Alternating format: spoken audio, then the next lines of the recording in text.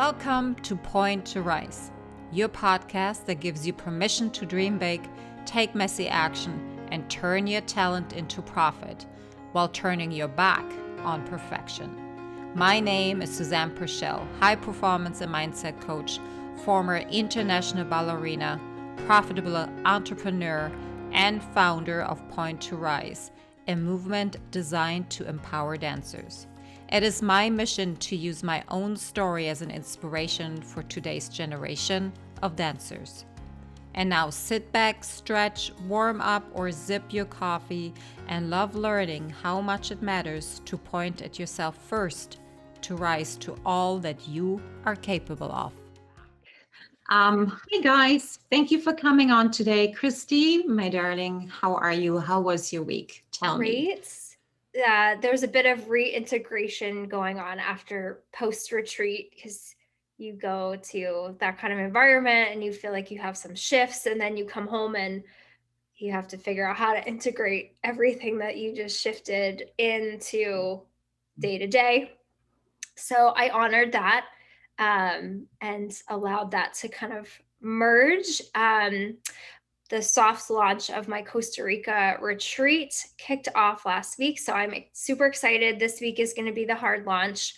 So I'm just super excited to bring 10 women to Costa Rica. And I'm really happy to actually have it out where I can speak more and I can start having conversations about who this is for. And I'm super privileged to bring 10 people to have that kind of shift that I had at my retreat in Costa Rica, because it's just such a beautiful, beautiful setting. So that was my week in a nutshell. Super just exciting. It feels really great to be in a energy of empowerment, and also just an up leveled is coming up, and I don't really care for that word, but an elevated, that's the word I was looking for.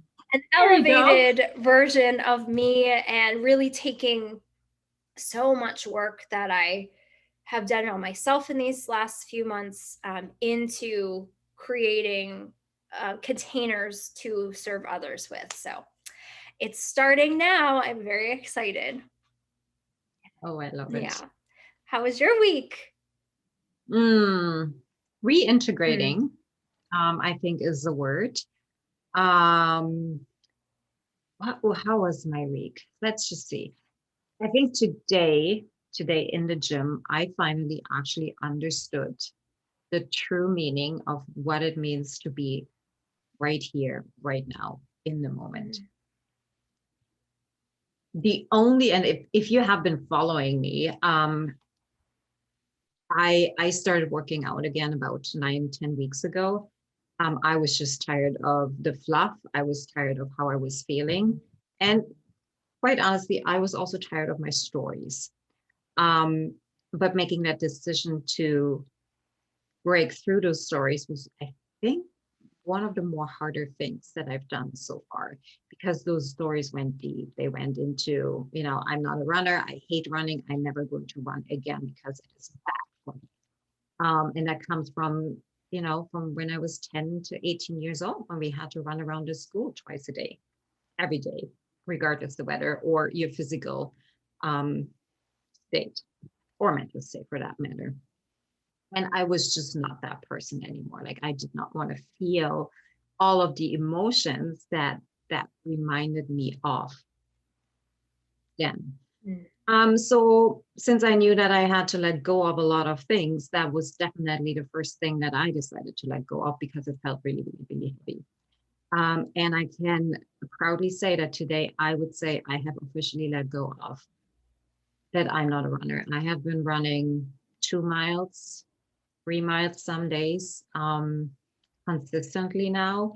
And even if my legs are heavy, well, I don't have to, but I choose to, not for my body, but for my mind. And I have learned that when my body gets tired, I can make the decision to, okay, is today the day where I have to take it easier, Or is today a day where I can push a little bit more? Like, what does it look like? What does it feel like? Am I okay? Or am I actually going to hurt myself? And I have gained that awareness now, which, dude, I can't believe I'm there. Let me rephrase that statement. I can't believe that I've come this far, Yeah. because every day is a new challenge, right? Every day it's new. Every day the demons look differently. They show up in different ways and they want to trick you into giving up. And I'm like, "Oh, actually, today is not the day. It could be tomorrow, but today I'm right now in the driver's seat, and today is not the day. Yeah. It's how do I want to feel in an hour from now? How will I feel when I completed this? Asking these questions over and over and over again.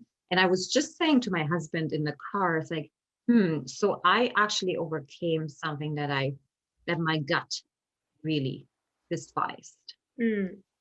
So what else could I do? What other beliefs do I have that are gut wrenching to me that I actually, if I focus on, could overcome and rise? So I'll let you know how that's going. You know what? It is such a huge achievement for me because it totally proves the theory that your mindset is stronger or is more essential, or training your mindset is more essential than training your body. Yeah. Like, you need to start with training your mindset before you start training any other skills. Yeah. Like, I'm convinced now, Yeah. totally convinced. Yeah. I'm right there with you too. I'm gonna cheers to you all with water. Cheers. Um, and I also want to say I was on a pre-launch with Christy.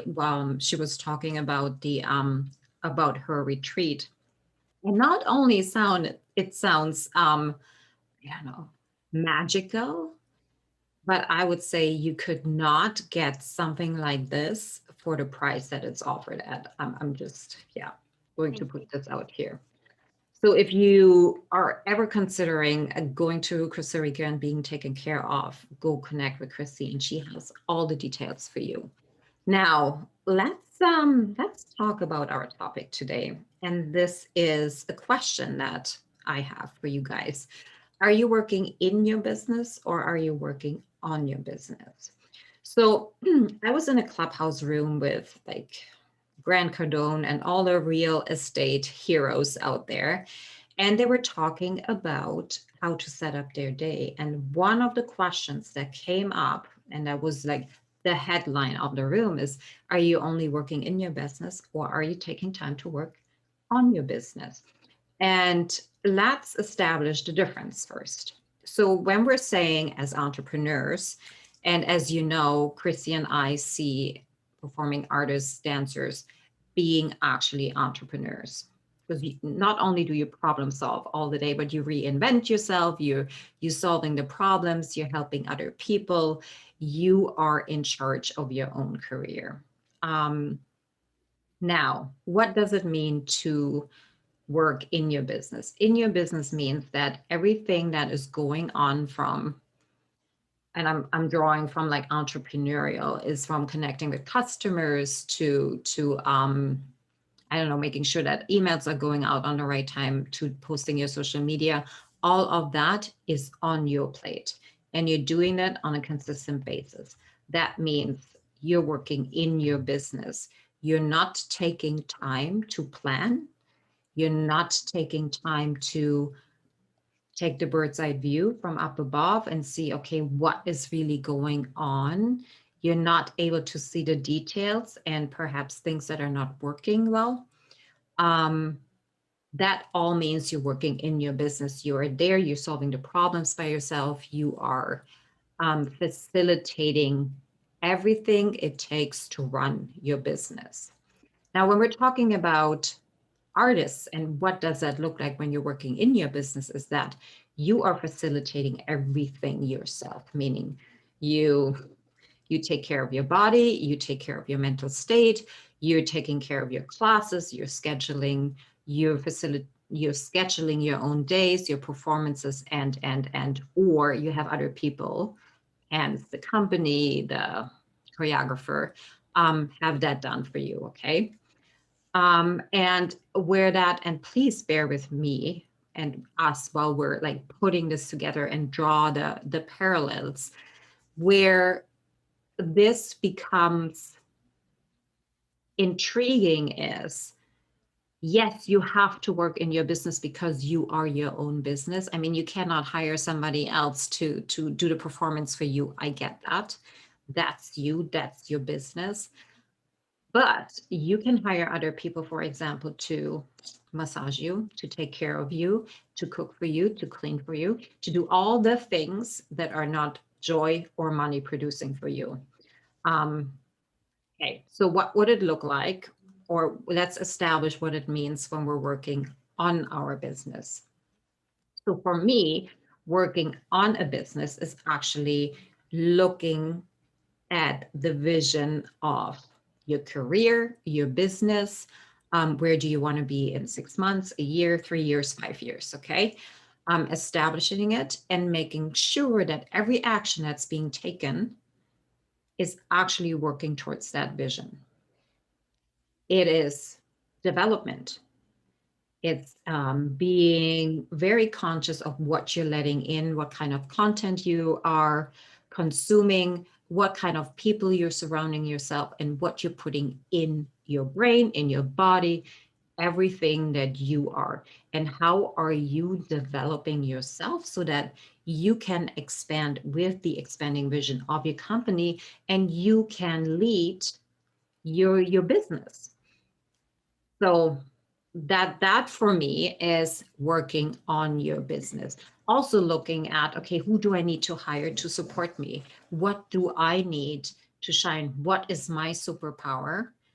And who do I need to add to enhance my superpowers, or where am I lacking superpowers, right? Like, what do I need to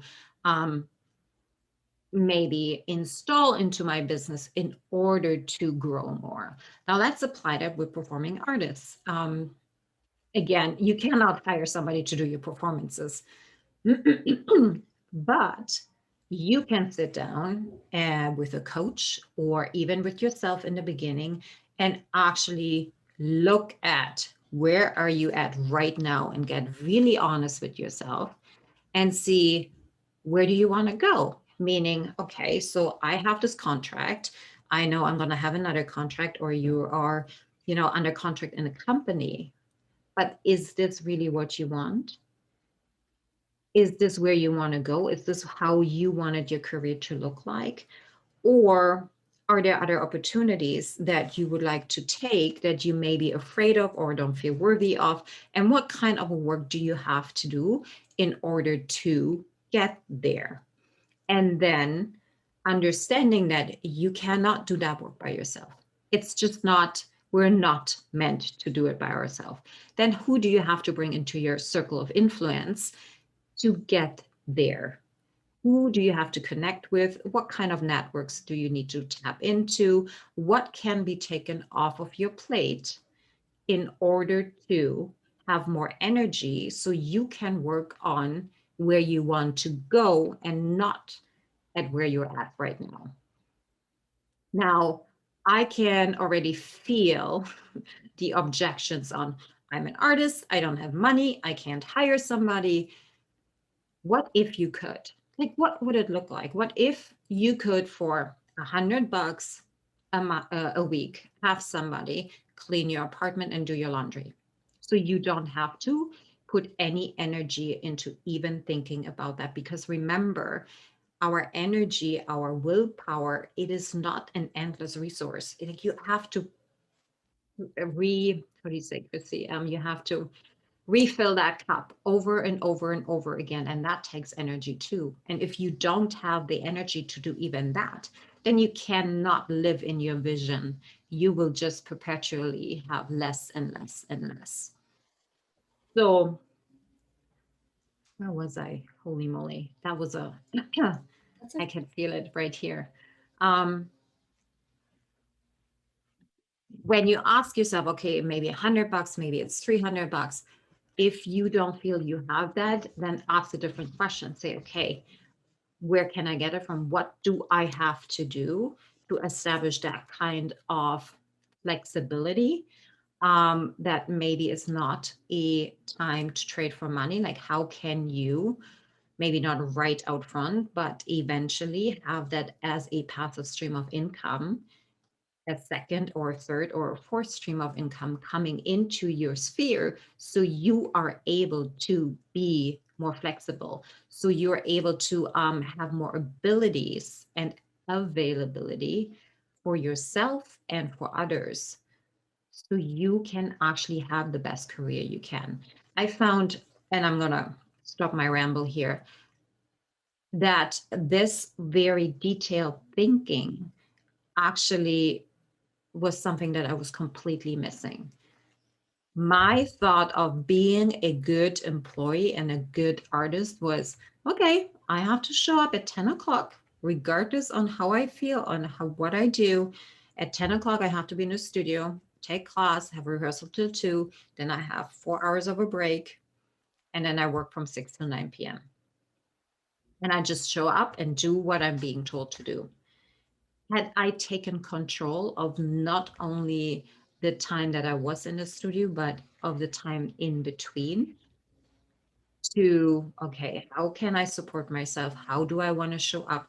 And ask all of these questions over and over and over again. Or had I had a person that would have asked these questions and like really, really pushed me, I would have actually not worked in my business all the time. I would have been able to take an hour or 2 hours a day and would have been able to work on my business. Mm. Yeah. Okay. And I just, I mean, I feel the same way. I don't feel like I even knew anyone that had this perspective, that it was just, okay, well, this is the contract you're in, this is the job you do, so this is what you're doing. So those breaks were like, great, I'm gonna go take a nap in the lounge, or whatever it is. I'm gonna go walk in the park for a little bit of time, or most of the time it was sleeping for me. Let's get real. Because I was Me exhausted. too. I was Yeah. exhausted. I was exhausted from my mind. And then I was also exhausted physically.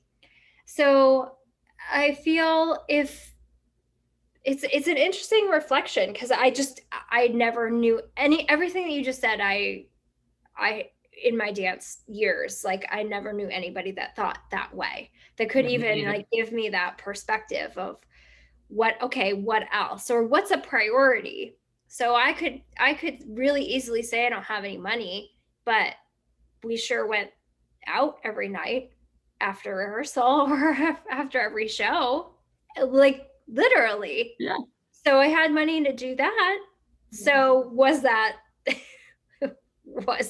for my highest good? I can't even get it out because I know the answer. So, if you're listening to this podcast, if you've made it to 105 episodes, chances are you're at least a little bit open to this. So it's good. You made it to 105 episodes.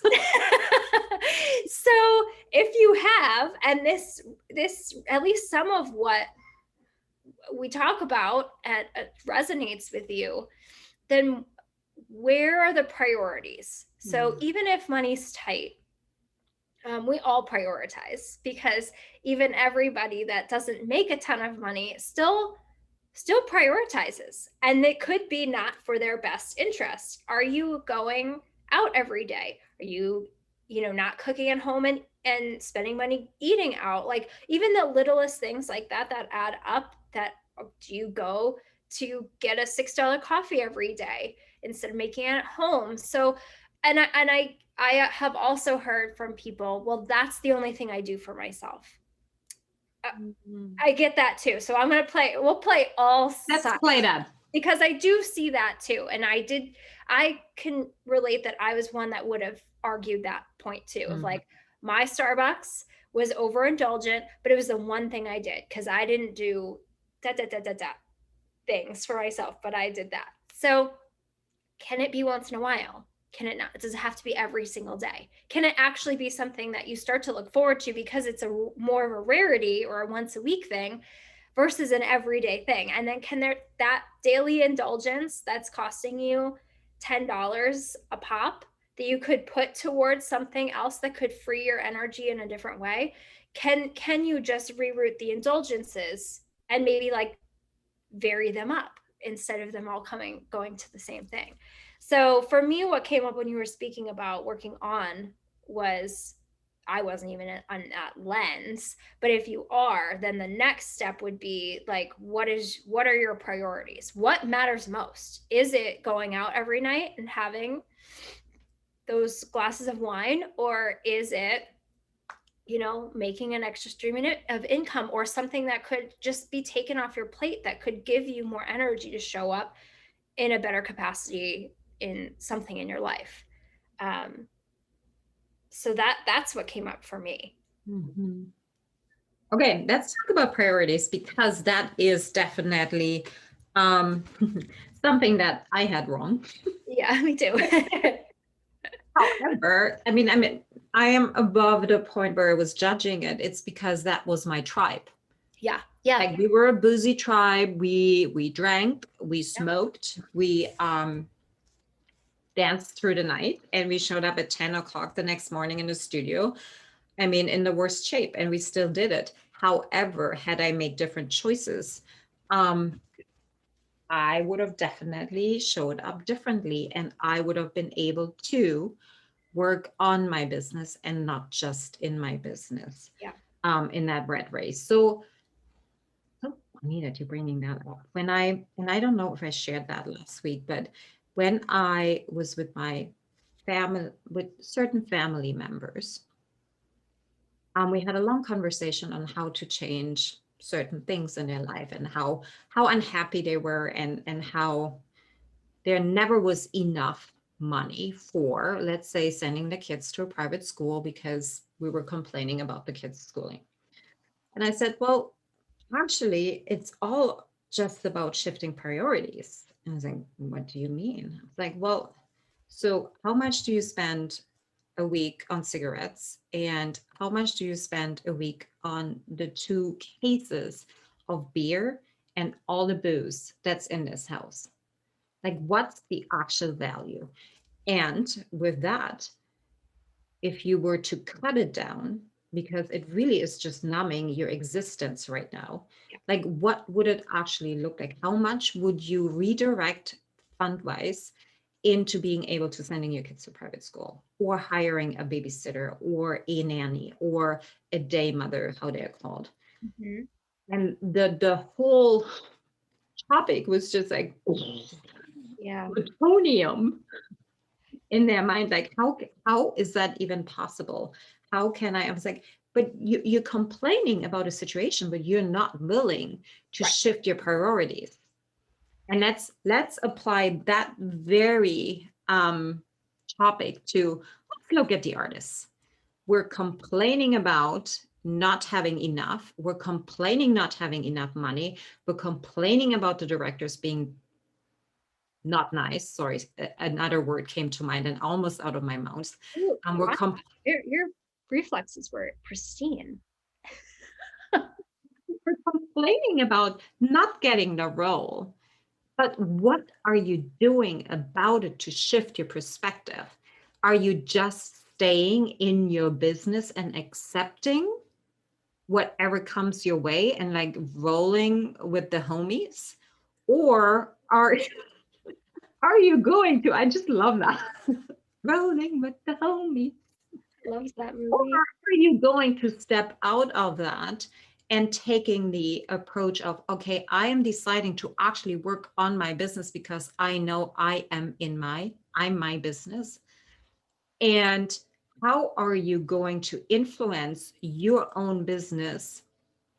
And who are you going to bring in to have different results? Mm-hmm. I understand that it is much easier to sit in your dressing room and to complain day in and day out, and to go after rehearsals and go after a show and have a drink or two and complain some more, and talk about how you fell and nobody saw you and how you giggled and all of these things. I understand they're important. but what is it really getting you? Like, what are you getting out of? Is that a behavior? Do you just continuously replaying because it feels familiar? Mhm. I know the answer. Yes, it is. I can tell you right now. Yeah.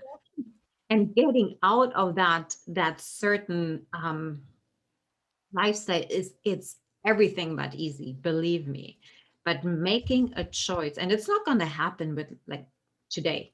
It's not going to happen. It's a process. What you have to do first is actually being willing and making the choice that I want to be different. I don't want to feel this way anymore. I want to take control. And that is where it starts. Yeah. Yeah. Mm. That's hard stuff, even to get that out for Mhm. me still after 105 episodes. It's still like I spent all week with like a sore-ish, like a scratchy throat, because there's so much coming out right now that Yeah. I am afraid of talking about. Yeah. It's hilarious. Yeah, it's fun. It's interesting to watch. Yeah. So, shall we conclude? Yeah. Yeah. Hmm. Okay. And I'm meaning this with so much love. Mm. I understand the industry of the performing arts. Yeah. Like you and I, we do. Yeah. And it is very, very easy and comfortable. And yes, it feels uncomfortable, but yet it is maybe not comfortable per se, but familiar Mm. to play along the game that has been played for so many decades. I totally get it. It takes courage. It takes lady balls to Yeah. change your perspective. Trust me, it will start with you making the decision that today I'm going to decide how I want to show up. Today I'm going to take 30 minutes where I'm going to work on my business and not in my business. Today I am not going to sit and listen to everybody complaining, but I'm going to look at where I'm at and where I want to go and what kind of a decision do I have to make? Like, what is the gap? Yeah. What am I missing? Who are the people that actually are going to feel very unfamiliar for me at this very moment? Where I know though that they could lift me up and raise me up to a place where I want to go. And they may not be found in your company. They Mm. may not be found, I don't know, if your current circle of influence. They may be found by you skipping two of your $6 lattes a week and saving that money for signing up for a membership for a group that you've never been into. Yeah. And Yeah. understanding that even if you tried it for a month or two, you haven't lost anything. Mhm. You can only get out of something like that what you're putting in. So Yeah. if you're not getting anything out of it, you know you really haven't put anything in, right? Like showing up is the most important thing. And for that, you need to make that decision that you are no longer willing to play the game that has been dealt to you. Make your own game. Yeah. Yeah. There's term that I like called cycle breaker. Mm, So that came up while you were speaking. It's like it takes if this feels like something that's calling to you, and you don't want to like leave the industry, you want to be a part of the industry but not behave like the industry. It takes you being a cycle breaker, being willing to do things that you don't see anybody doing around you because they feel right to you. beautiful. Yeah. Yeah. And with that, you actually are going to attract the people, the very people that then are also cycle breakers. Yeah. And you, in a very short period of time, will not be alone anymore. Yeah. I don't know if you've been following the Clubhouse conversations. We had one last week where we talked about, okay, I am a new person. Like I've learned all of these tools, but I'm going back into the industry that hasn't evolved yet. like, what is that going to look like, what it's going to feel like, and how am I going to resist to fall back? Yeah. And the beautiful thing that was shared was that, well, I already decided that I am no longer part of that old me. This is how I'm going to show up. And within the very first edition, now the person that shared, she met somebody else that had exactly gone through the same journey, that had exactly made the same decision, that had exactly done the same things before the audition, meditating, having the right mindset, decided what her intention were. And they just used each other as the anchor points to not take up that energy that was felt in the room, that chasing, that I have to, I am not good enough, I'm not worthy, and completely recycled it and turned it around by 150 degrees and said, no, I am deciding I will no longer be part of it. Does that mean those thoughts are not coming in? Oh, no, it doesn't. What No. matters is how we react, right? And how we choose to, is this something that's mine, or actually it's not, and I'm going to move on. That's beautiful. Isn't it? Yeah, Mm. I thought so too. Yeah. So beautiful. We are so powerful. Yeah. So powerful. And I I can only drive this home over and over and over again, regardless your age or where you at right now. It's never too late. It is never too early to understand that as an artist, it doesn't mean that you just show up and do what you've been told. No. But isn't that the truth? Is that like, Yeah. that was always my understanding. I Yeah. am just here to facilitate, right? Me too. But yet we had this grand vision of ourselves, being the stars in the spotlight, and just being free to express ourselves. Yeah. But that's not what it is. And that's not what we're allowing it to be. And if you want that, you've got to start with yourself. Yeah. Yeah. Work on your mindset, work on your thoughts and beliefs, and really understanding that nothing is set in stone. Everything is interchangeable. And whatever you want to believe is what you can believe, because the belief is really only a thought that we think over and over and over again until it becomes a belief of ours. So you can change anything. If I can get on a treadmill and run 2 miles, you can do anything. Yeah. Quite honestly. Yeah. Yeah.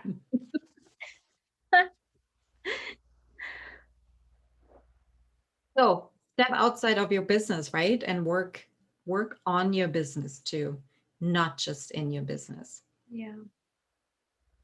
Anything to add, my darling? No, I just loved this topic because I exited the industry before I was really at this point in my personal development to have these two working entities. I was working in it, and I never did anything else on the other side. And it's such a beautiful perspective that like parts of what you spoke were even refreshing for me to hear, because I thought, wow, I never equated those things when I was working in the industry, that there's so much just like a traditional business that we can be doing in terms of investing and having help, and even beyond having coaches, like hiring people to lessen our loads so that we have more energy. And it's just such a beautiful perspective. And it would be so refreshing to, like you said, those two women, those two little like lights, if those two little lights like go in that community, and the light spreads and the light spreads, that's how there's change. And so I think that this is why from the start of you starting this podcast, I know that this was something that was really out of your comfort zone to do, but I think you've created something so valuable to present to the industry, and in using your voice to do so, stepping out of your comfort zone to do so is such a beautiful thing. And this is such a gift for people to listen to. Oh, that was completely unsolicited, just so you No, know. it just came from my heart, and Thank you, Christy. and I'm Aw, you're about so collaboration. Those days of competition are over. So when something comes up, I tell somebody. So Oh, yeah, thank you. yeah, Well, it's very Christy nice. got me all gooey now. Oh, sorry. Yeah, don't be. Great. I love it. Thank you. You're welcome. Well, let's wrap up today. And I just want to say, don't be, whoever is listening to this, don't be intimidated what other people tell you to do. Don't be intimidated by the rules. There is a really beautiful book by Vishen Lakami, who's the founder of Mind Valley. And he talks about rules that we have learned. He calls them rules, standing for rule. Yep. I can't say that because we have young listeners. So we are really encouraging you to look at every single belief, at every thought, at every rule that is established, and ask yourself the question, A, is it true? Yeah. And what would it look like if it wasn't true? And what would it look like if I can rewrite it? Like how can I interchange it with something else that perhaps would be supporting me in a different way? So that's your homework for this week. And we would love it if you can tag us with what you found out, what kind of rules, beliefs are existing in your sphere that you just figured out are not the truth, and what are you going to do to change them? So we are always here to support you. We're always here to listen and to give you advice. We're sending you so much love. Share, tag us, and write us a review. That would be so sweet. Okay, sending you so much love. Thank you, Christy, for showing up today. Yeah. I Thank you. love you, darling. You.